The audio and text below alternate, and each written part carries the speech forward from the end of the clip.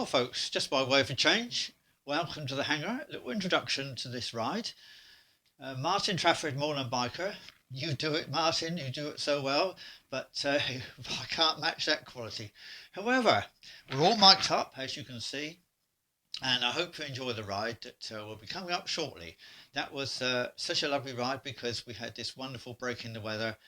Although it was cloudy, it was at least dry and warm. Today, of course, we have rain yet again, though no wind. So I hope you enjoy the ride, and we'll see you on Spitfire. Thank you. Well, yes, and here we are. Now we're heading up this lovely B road, which would eventually take us right up to Oxenholme from Kirby Lonsdale.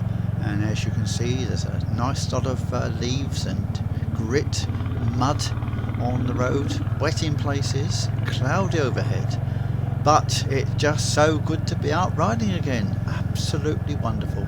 It's been 3 weeks. I just haven't been able to get out in some dry weather, just pop round the corner, so to speak, just to keep my hand in and remind me that the gear change is on the left on this machine, not on the right.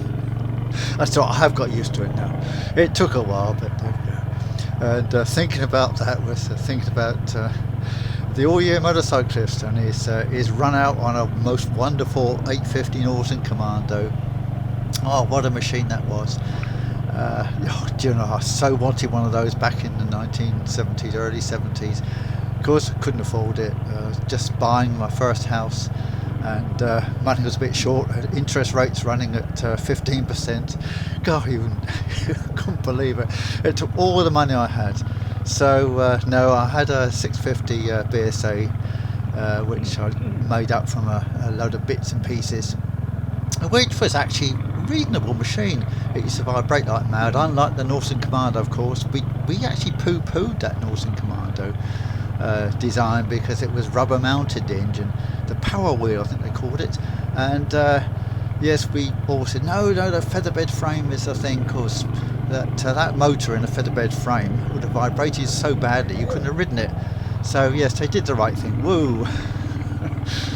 Pesky pheasants, plenty of pheasants on this ride. But anyway, yes, so yeah, lovely looking machine. Now, a friend, Dave Crumplin, he was a bit older than I was. He used to race a Triumph T110, which was similar to the Bonneville, but not quite such a high state of tune. And he had a cousin who won, believe it or not, the Norton Interstate, which was the 750 version, which was intended for the American market, really. Lovely looking machine. And he won this Norton Interstate, just like the Commander. And actually I think it was nicer looking. But he won this on a thing called Spot the Ball in Motorcycle News. And this was some ridiculous arrangement that people used to have motorcycles, it's rather like polo but on a motorcycle, which would kick a ball around. Oh, God, unbelievable. Anyway, you had to spot where this ball was. So we all used to enter this competition in the hopes of winning something. He actually won it, and this bike. But because he won it, he didn't look after it. It was like being given it, and you think, oh well, I haven't worked for this, have I? So he just left it in the back garden. It rusted away. Oh, it was such a shame. So yes, that's a story of that. Anyway, back to the ride. Absolutely beautiful weather. We're in search of autumn, as this says, and we have found autumn. And although it's a bit cloudy overhead, it's warm and it's dryish. So yes, we're heading up this road to these lovely little villages, and we're trying to find our way across country, as we often do. We're trying to find these little lanes. This is a lovely little village, this one. Now, loads and loads of pesky little black flies, all hundreds of them. That little road on the right hand side there, that would lead me, I had a look on the map, this would actually lead me back from the area up in Sedbergh and back across country and along some other little lanes. So we'll try that another time. But at the moment we're just enjoying this ride, enjoying just being out riding on this wonderful Hunter. Oh, absolutely love it. Single cylinder, perfect. just what I like. Now, if I had the Norton Commando now, of course, with the Rodquaif gearbox, yes, what a gem of a machine that is, and not expensive, relatively speaking. Of course. Yes, I wouldn't use it now, but I'm too old. Oh, in fact, even if I'd had it back in the 70s, would I have gone touring on it? Well, if you're buying a house, of course you wouldn't, no, because you didn't have the time. I was working, and now I'm retired. I've got the time to enjoy this lovely Hunter, so that's what we'll do together this morning, shall we? Yes. Put aside all thoughts of other motorcycles and just enjoy the ride for what it is, and the lovely colours that we can see all around us. Now I should just keep quiet for a few moments. I'll collect my thoughts and just enjoy the pleasure, sheer pleasure of being out riding a motorcycle.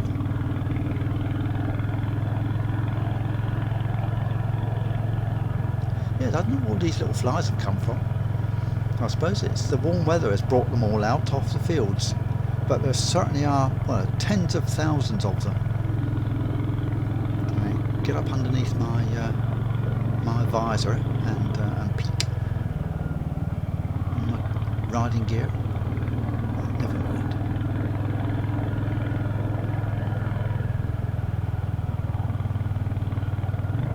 So I remembered this. These little roads, I'd remembered them from another ride up this way, some time ago now, and I did actually take one of them across country. The idea was to avoid getting onto the Kendal to Sebra road quite so early. I thought if I cut across country, then I'd avoid all that lot and see some nice little country lanes on the way and little villages. So that's what we're attempting to do. We're trying an alternative route. Yes, and whilst it doesn't really matter if I take some wrong turnings, it would be nice to find a lovely route that I've looked at on the map, and I'm pretty sure when I have to go, we shall see as the ride unfolds, of course. Now it is as you see, lots of a lot of leaves around, so be fairly careful, because these wet leaves, I mean, it's as bad as ice. You got onto those. I remember way back when I first started riding, what was I, about 16? Yes, I was 16, and my old aerial Colt went up the end of the road from home, and that was obviously autumn too, because I put the rear brake on as I approached the road junction, and the whole back end of the bike slid round, so that learned me, didn't it? I've learned the lessons, you see. I've remembered all of this, so hopefully, anyway. Yes, learned the lesson. Don't go out in autumn after a lot of rain. I'm obviously not paying attention, am I? That's exactly what I'm doing. Never mind, it's wonderful. I hope you're all enjoying this. And yeah, it's a bit of a strange introduction, wasn't it? It's not normally what I do. You've seen Lane's Explorer in all of his yes, a good face for radio, as they say. Yes, I won't be making a habit, don't worry. You won't see me that often. Still, Economical Rides have done his little chat with Exeter Rider, hasn't he? So if he can do it, so can I. That's what I thought.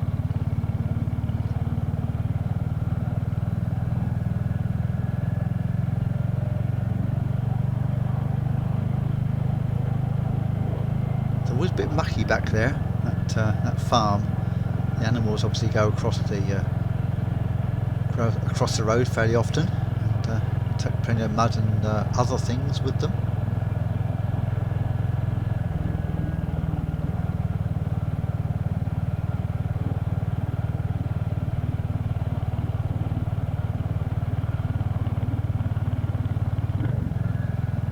Funny little isolated places. There's no bus service up this road, so unless you drive, you've got a friend with a car that can take you, you're a bit stuck.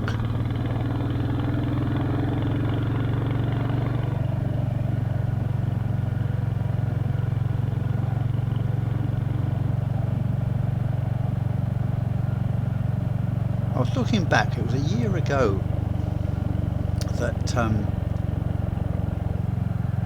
I actually did a little thing from the hangar, having got 100 subscribers, and we now hover around the 670 mark. It goes up, it comes down, but yes, that's quite something. So thank you all so much for staying with me and coming along as well. Much appreciated. And I love the comments. I love the replies to comments, and I love to read the comments. So thank you all for that. Those of you who do.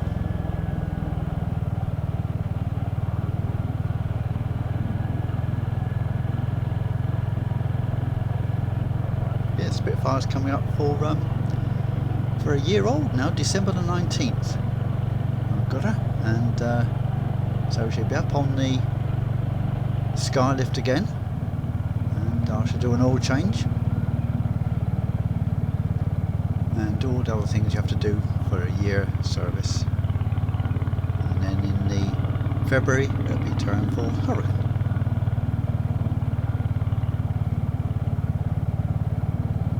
Now, in the past I never rode up little country lanes. I was mainly an A and a B road rider back then, which of course that Northern Interstate or Commando would have been just a job for, wouldn't it? But not today, so it would have been redundant, wouldn't it, if I had one. Lovely looking machines they are, though.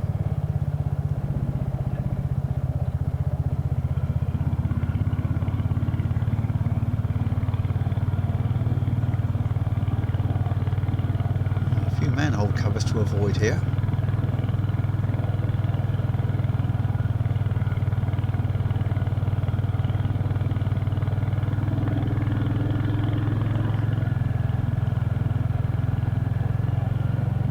We're not troubled with a lot of contrast with the sunlight affecting the camera. It copes a lot better with this, and so do I.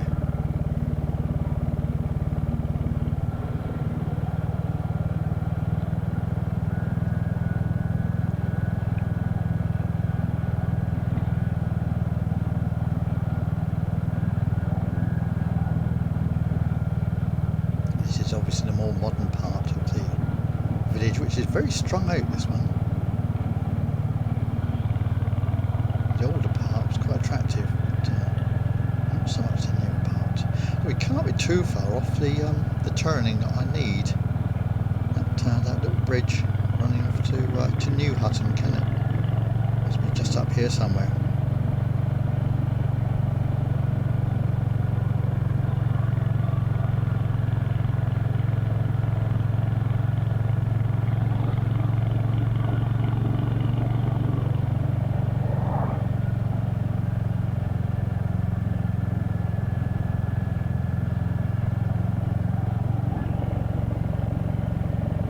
I see Tiger Ness has done a new video. He just fitted the high performance camshaft, which is made by Kent Cams, but made for Hitchcocks.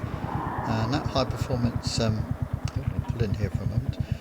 Yeah, that high performance camshaft has got higher lift and longer dwell, so you get more fuel in and more exhaust out. 30 or 40 years ago I used to stick high performance camshafts into my machines, but that was then, and this is now. Oh, here's our road, look. Yeah, so up here we shall find our way through to New Hutton, and there is a road junction further along which we have to decide what to do there.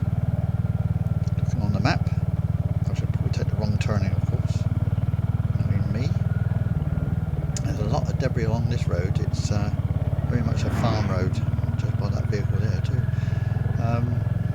Yeah, very much runs into farms, but this should cut across country and, as I say, give us a nice little run and avoid the main road. So let's see where it leads us.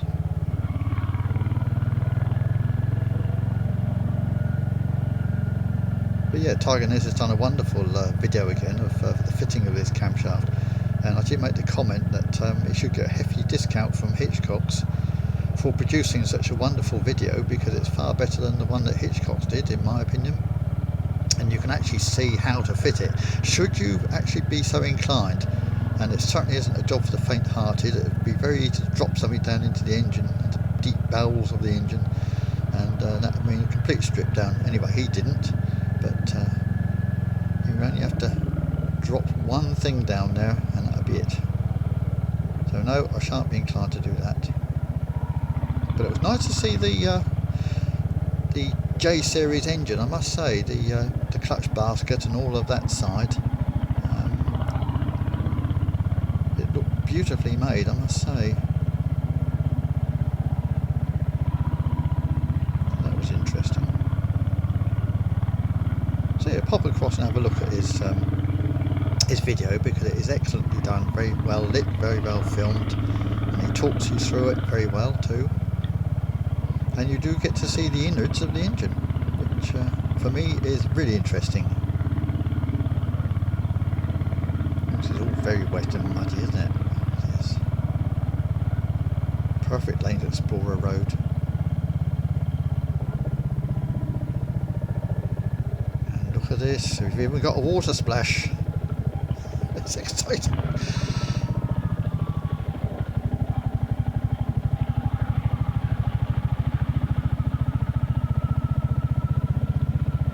Oh, that was very mild, wasn't it? Even saddlebags would try go through that. I'm sure it wouldn't be daunted by that one, would you, saddlebags? Have you been watching his Snowdonia tour? Wow, what a magnificent tour that was with his friends. Here we are, New Hutton, look. Oh, very much a farming community, this. Lovely buildings. Ah, and here's our junction, and the decision has to be made, so I'll leave you here, I think. Oh, thank you very much for watching this, and after seeing that introduction, I'm surprised you didn't give up then. Anyway, see you again soon. Thanks ever so much. Bye for now.